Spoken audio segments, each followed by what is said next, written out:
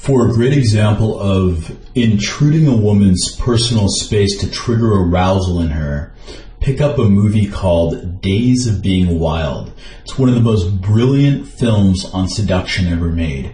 And the movie just demonstrates such a deep understanding of what seduction actually is. So the movie's about the seducer living in Hong Kong, and in the beginning of the movie, there's a point where the seducer walks into the equivalent of a convenience store and says to the woman at the cashier, "Why are your ears red?"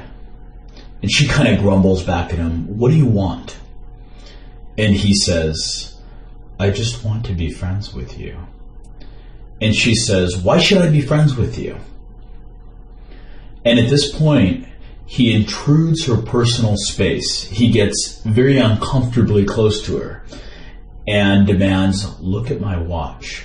Now at this point, she's noticeably uncomfortable and says, "Why should I?" And he says, "Just for a minute, okay?" And she complies, and he intrudes her personal space even further. It's almost like he's kissing her, he's so close to her. And then they look at his watch for 1 minute. And then she says, "Time's up, what now?"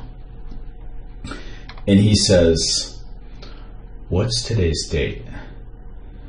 And she says, "The 16th.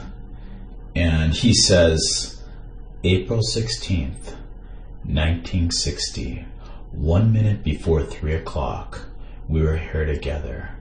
I'll always remember that minute because of you. From now on, we're 1 minute friends. It's a fact. You can't deny it. It's already happened.